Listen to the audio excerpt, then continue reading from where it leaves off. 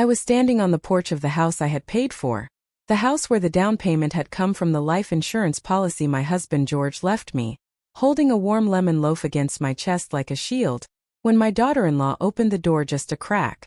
She didn't open it wide enough to let me in. She didn't step back with a smile or a hug. She only opened it wide enough to let the rejection out. The smell of the dinner I had been invited to, roast chicken with garlic and rosemary, my son's absolute favorite meal since he was a boy of 6, wafted out into the cool October evening air, taunting me. It was the smell of family. It was the smell of warmth. It was the smell of a home I had helped build, brick by financial brick. But as I stood there, feeling the heat of the aluminum foil fading against my cold hands, I realized with a sudden sinking dread that I wasn't part of the family inside. Rachel's smile was thin, tight.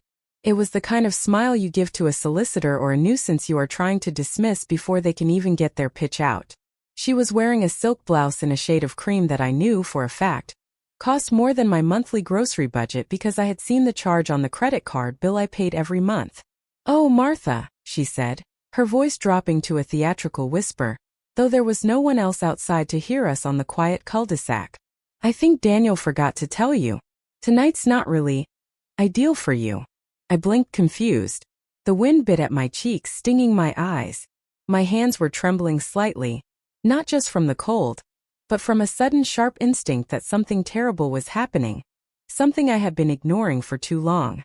"But Daniel invited me," I said, my voice sounding much smaller, much older than I wanted it to. 7 sharp. He said it was a small family dinner. I made his favorite lemon loaf. I used the fresh lemons from the tree he planted when he was in high school. Before Rachel could answer, my son appeared behind her. My Daniel. The boy I had raised on my own after George passed away 20 years ago. The boy I had sat up with through fevers and heartbreaks. The man whose mortgage down payment had come from my retirement savings. The man wearing the luxury Swiss watch I had bought him for his 40th birthday. A watch that cost more than my car. He didn't look me in the eye. He looked at the floor, then at the wall, then somewhere over my left shoulder, avoiding the gaze of the woman who had wiped his tears and paid his bills for 4 decades. "Mom," he started, and the tone of his voice made my stomach turn over. It wasn't apologetic. It was annoyed. It was the tone of a teenager bothered by a parent, not a grown man addressing his mother. "We're keeping tonight elevated. Just a few colleagues and friends from the firm. It might be uncomfortable for you." Uncomfortable. The word hung in the air between us, heavy and poisonous. Uncomfortable for me? In the home I had helped them buy? With the son whose life I had subsidized for 20 years? I looked down at the lemon loaf in my hands, wrapped in foil still warm from my oven. It suddenly felt foolish. A peasant's offering at a king's court. I felt the heat rising in my neck, a mix of shame and confusion. "I thought I was family," I whispered, the fight draining out of me as I looked at his averted eyes. Rachel smoothed her silk blouse, checking her reflection in the hallway mirror behind her. "It's just better if you skip this one, Martha," she said, her voice dripping with that modern therapeutic condescension that younger people use when they're being cruel. And then she delivered the blow that would change everything. The sentence that would shatter my heart but save my life. "You know how image works, Martha. Honestly, you should learn to live less comfortably so we can focus on building our future. We need the space tonight. Live less comfortably." The audacity of the phrase took my breath away. They wanted me to live less comfortably? Yet, here I was standing on a porch I paid for, wearing a wool coat I'd had for 10 years, with holes in the lining I had mended myself, while they prepared to entertain guests on my dime. They didn't want me to live less comfortably. They wanted to live more comfortably at my expense. And they wanted me to be invisible while I did it. I didn't scream. I didn't cry. Not there.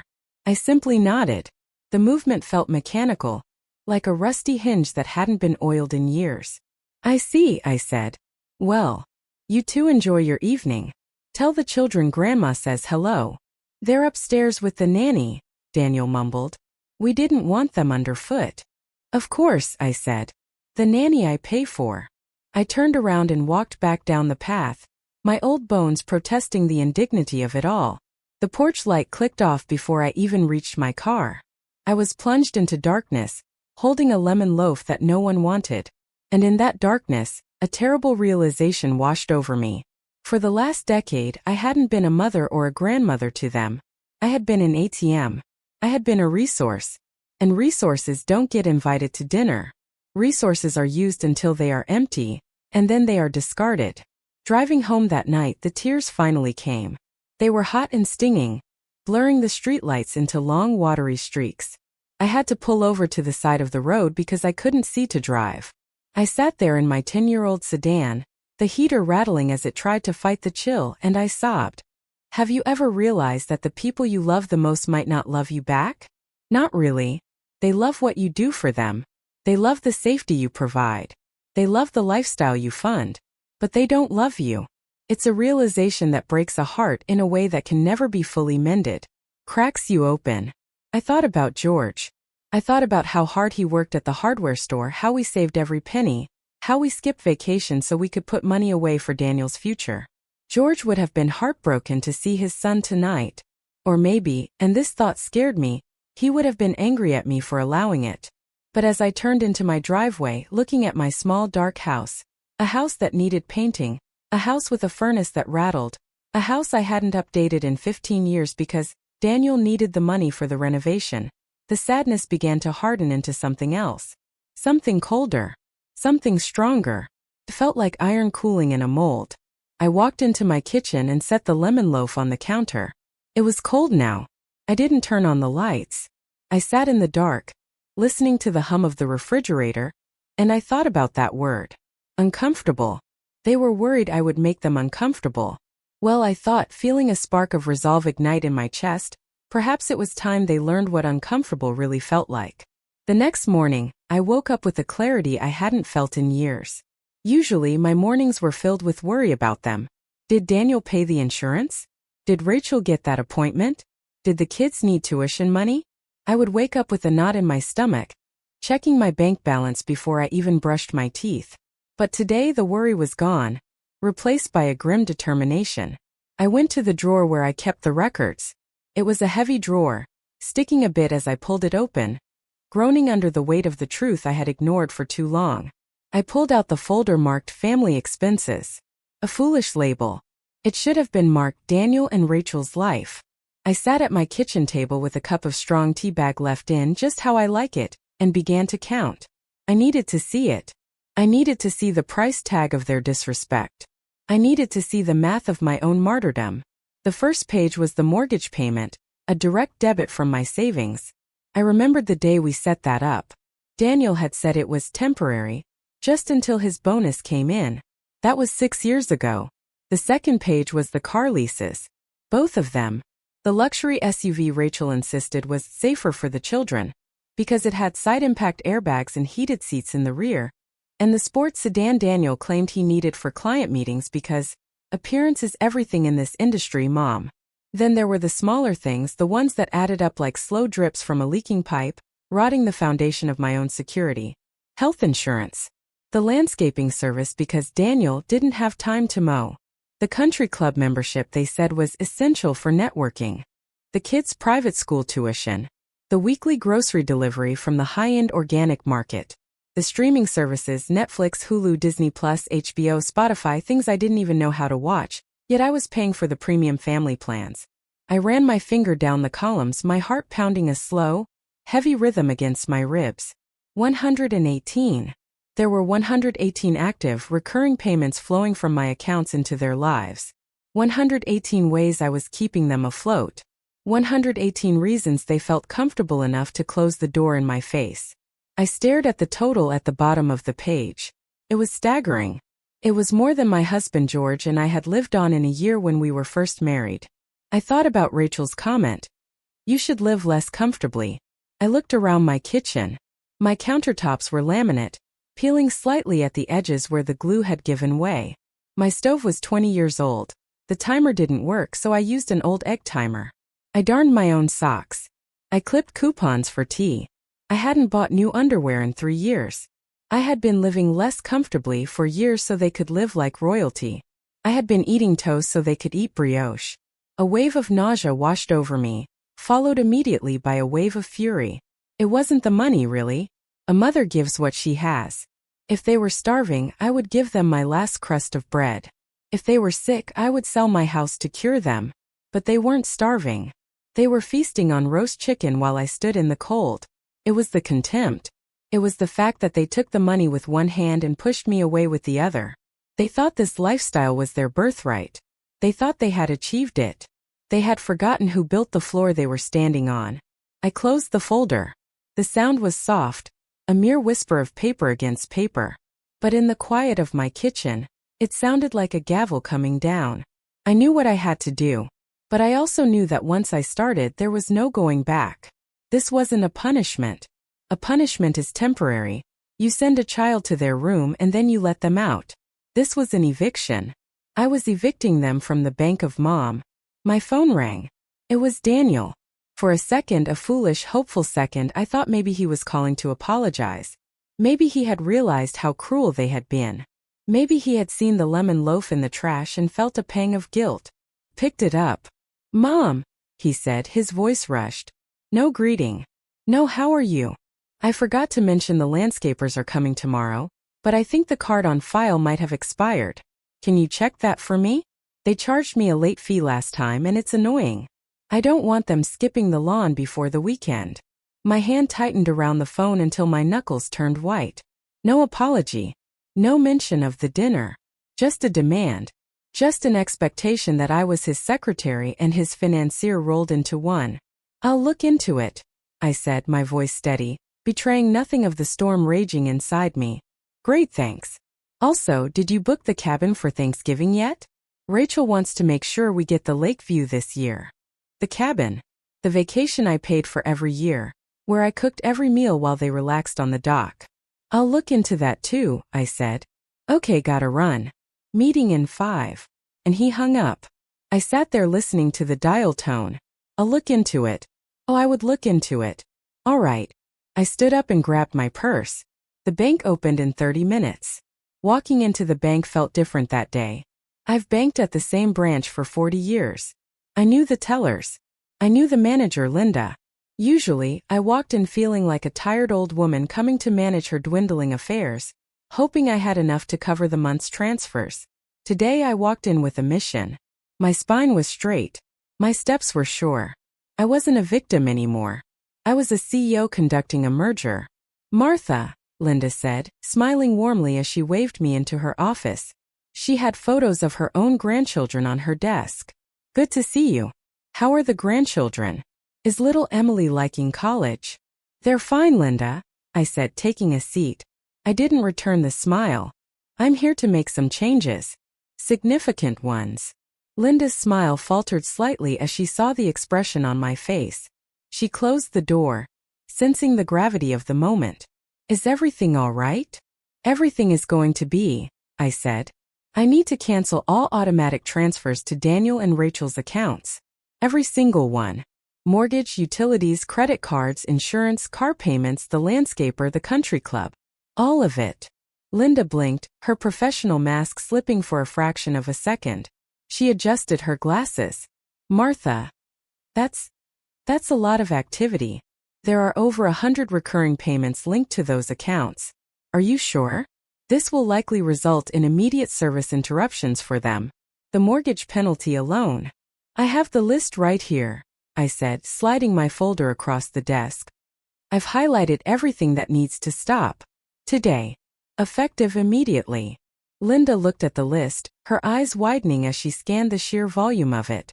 She looked back at me, and I saw a flash of understanding in her eyes.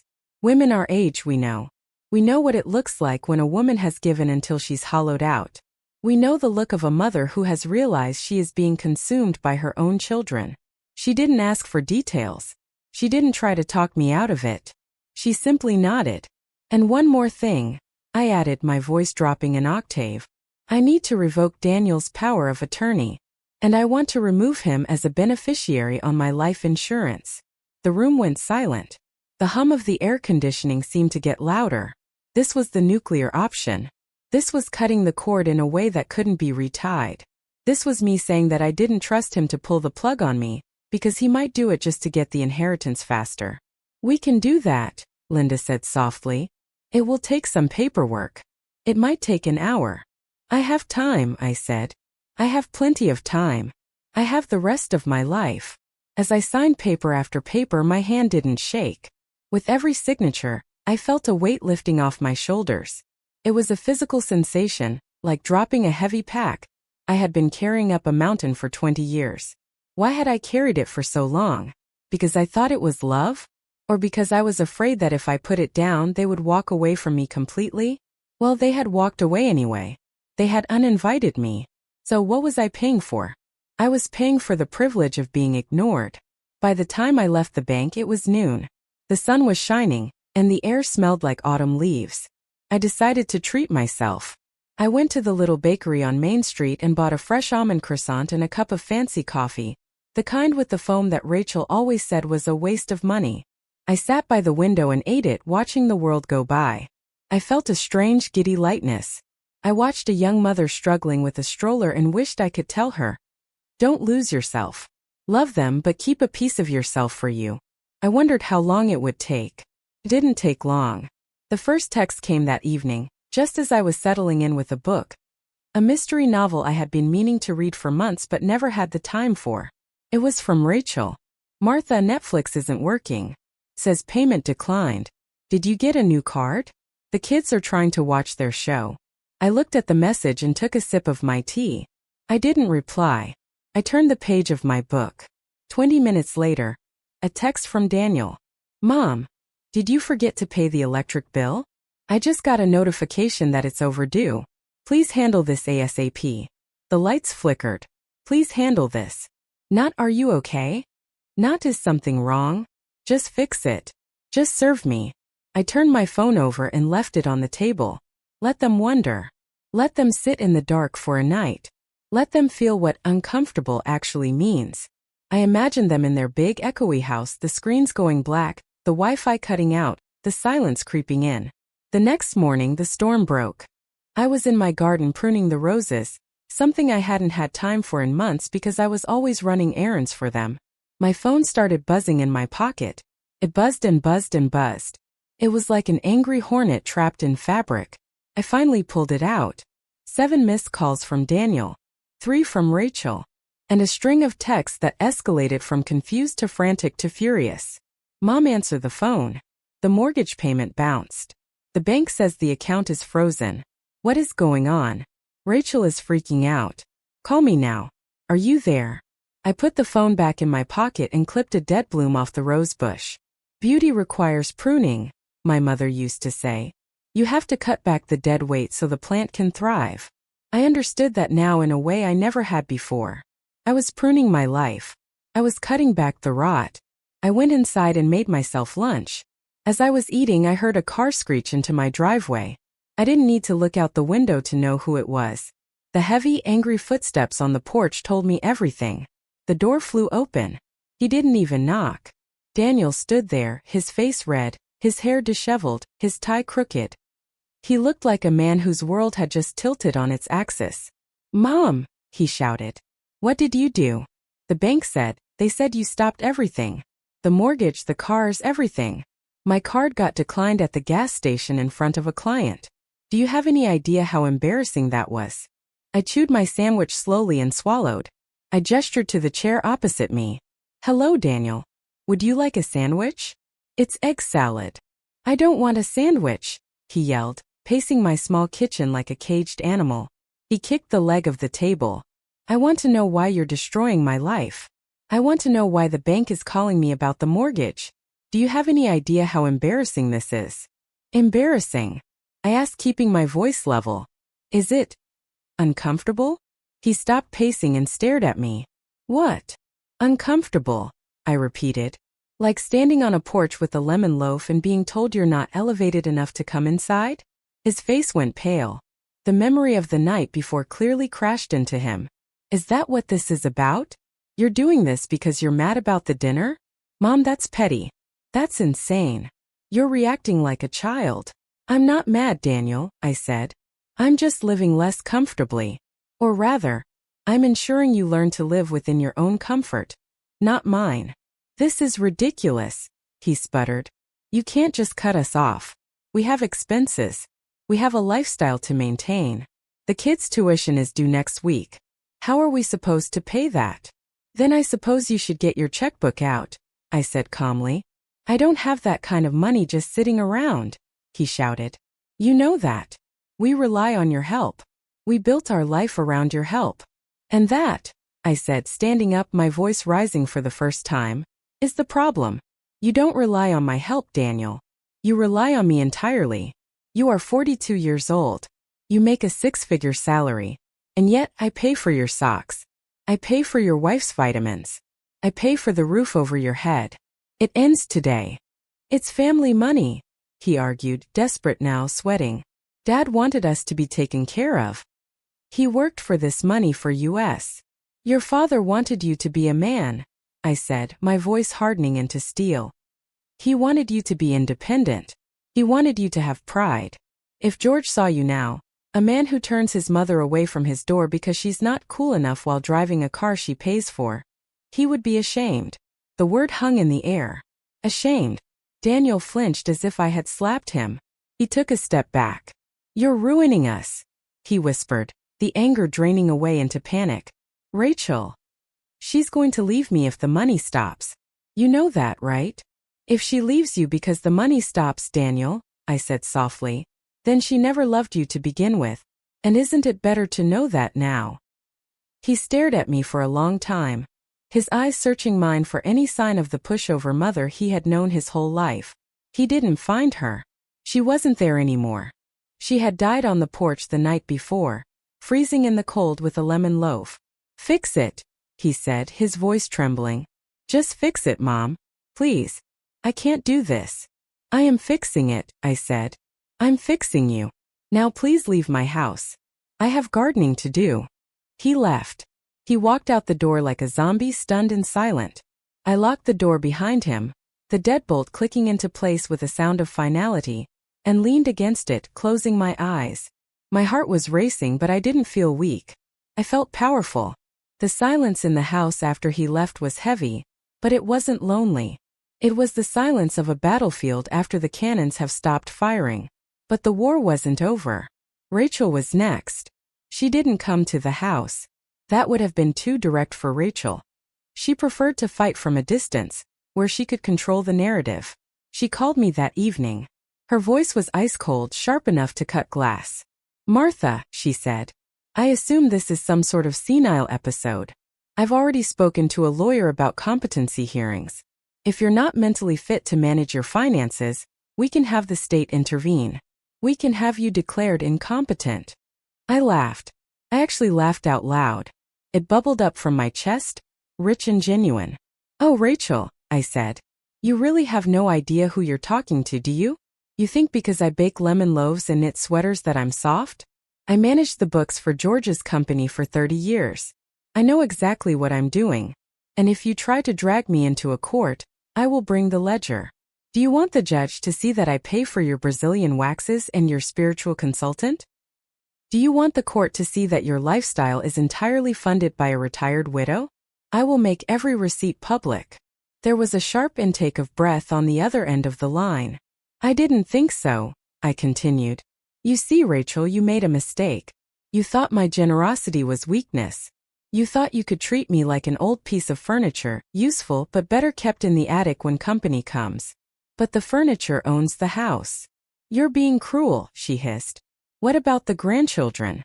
Are you going to let them suffer because of your ego? Are you going to let Emily drop out of school? The grandchildren are welcome at my house anytime, I said. I will bake them cookies.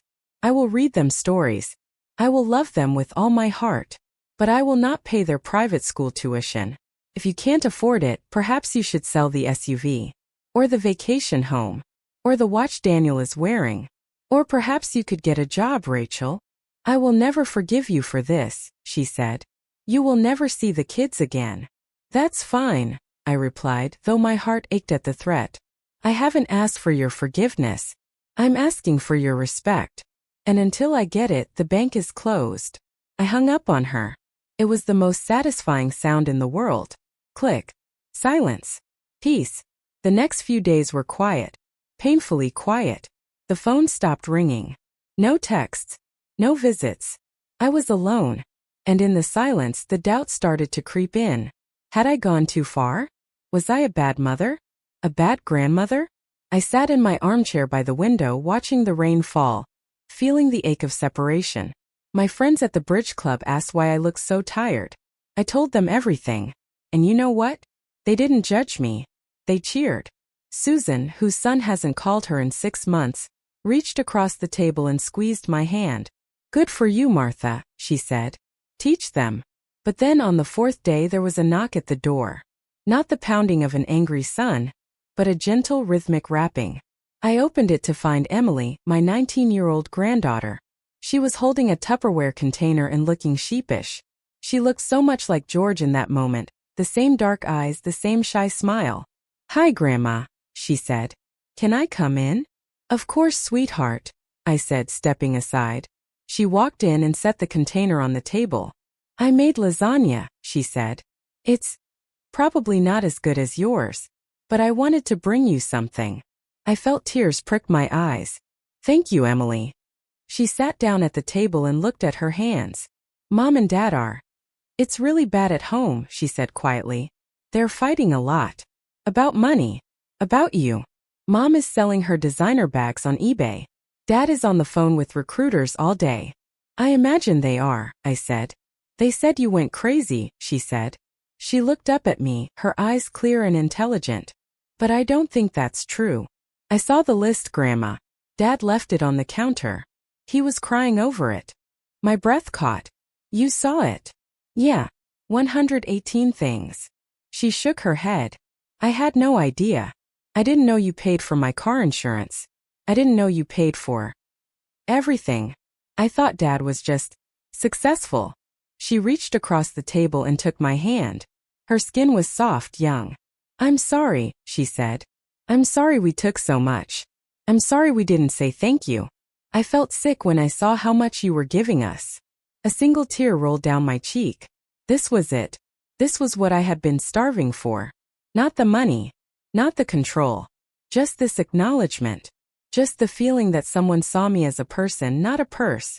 Thank you, Emily, I whispered. That means more than you know.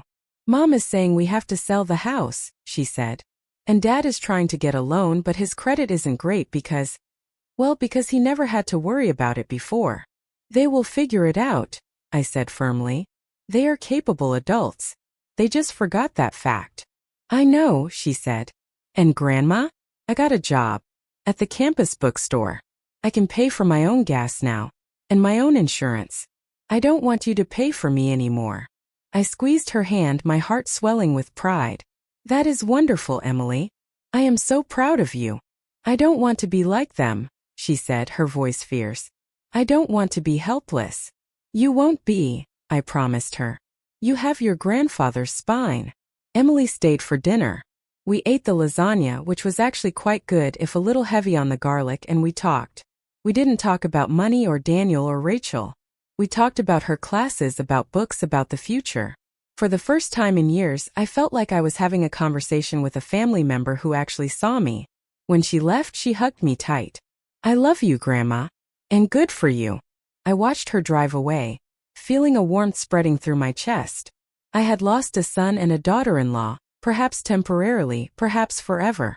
But I had found my granddaughter. And I had found myself. 2 weeks passed. I heard through the grapevine my friend Susan, who plays bridge with Rachel's mother, that things were chaotic. Daniel had sold the sports car. Rachel had canceled the landscapers and the country club. They were downsizing. They were angry, yes. But they were surviving. They were learning how to budget. They were learning the price of milk. One evening I was sitting on my porch, the porch of my own paid-off comfortable home, sipping tea. The sun was setting, painting the sky in shades of violet and gold. The air was crisp, but I had a warm shawl on, one I had knitted myself with expensive cashmere yarn I finally bought. A car pulled up.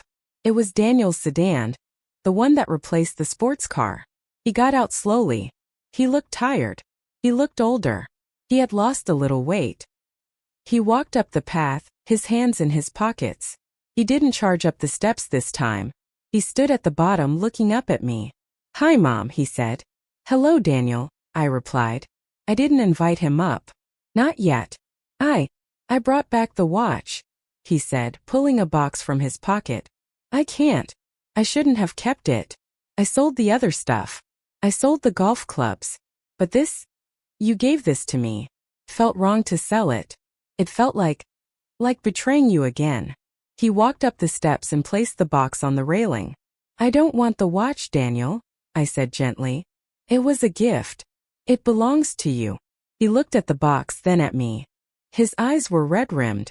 I don't deserve it. I don't deserve any of it. I've been a terrible son. No, I agreed. You didn't deserve it. But you can earn it. He nodded, swallowing hard. It's hard, Mom. It's really hard. We're struggling. Rachel is having a hard time adjusting. But we're doing it. I paid the electric bill myself yesterday. It felt weirdly good. I know, I said. And I have faith in you. You are smart, Daniel. You are capable. You will figure it out. Rachel is still mad, he admitted. That is Rachel's burden to carry, I said. Not mine. He looked at me with a strange expression. Respect? Fear? Maybe a bit of both. You really aren't going to bail us out, are you? Even if we lose the house? No, I said. I love you too much to cripple you any longer. If you lose the house, you can rent an apartment. People do it every day. He let out a long, shaky breath. Okay. He turned to leave, then stopped. Can I come for dinner sometime? Just me and the kids? No business. No elevated guests. Just dinner. I miss your cooking. I smiled. A real genuine smile. I would like that very much, Daniel. How about next Tuesday? I'll make roast chicken. With rosemary. I'd love that, he said. His voice cracked. Thanks, Mom. I watched him walk back to his car. He walked differently. He walked heavier, yes, carrying the weight of his own life. But he walked steadier. He was becoming a man. Finally, at 42, I sat back in my chair and took a sip of my tea. The air was getting cool, but I didn't feel the chill. I felt warm. I felt whole. I had spent a lifetime thinking that love meant giving until there was nothing left. I thought that being a good mother meant being a doormat. But I had learned the hard way that you cannot buy respect. You cannot finance love. And sometimes the most loving thing you can do is close the door. There is a peace that comes when you finally stop apologizing for taking up space in your own life. It's a quiet peace. A strong peace. I looked at the garden, at the roses I had pruned. They were already pushing out new growth, green and vibrant. I went inside and opened the drawer. The family expenses folder was still there. I took it out and walked to the trash can. I didn't need to burn it. I didn't need a ceremony. I just dropped it in. It was trash. It was the past. I walked into the living room and picked up my knitting. I had a sweater to finish for Emily. And maybe, just maybe, I would start one for myself. Cashmere. Something expensive. Something comfortable. Because I deserve to live comfortably too. I sat there in the quiet of my home. The home I owned, the life I owned, and I realized something profound. We spend so much of our lives trying to keep everyone else warm that we freeze to death. But not anymore. The fire in my hearth was burning bright. And for the first time in a long time, I was the one sitting closest to the flame. It's never too late. You know, it's never too late to reclaim your dignity. It's never too late to teach people how to treat you. It's never too late to say no. And to anyone listening who feels like a ghost in their own family, who feels like a wallet with a heartbeat, take it from me.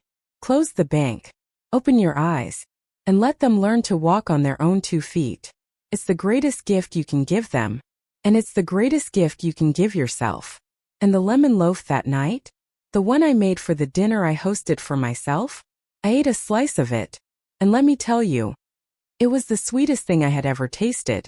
If this story touched something in you, I'd love to hear about it in the comments. Have you ever had to make the hard choice between family obligation and your own peace? How did you find the strength to choose yourself? Remember, darling, it's never too late to come home to yourself. You are worth more than what you provide. You are worth more than what you give. You are simply worth it. Use arrow up and arrow down to select a turn, enter to jump to it, and escape to return to the chat.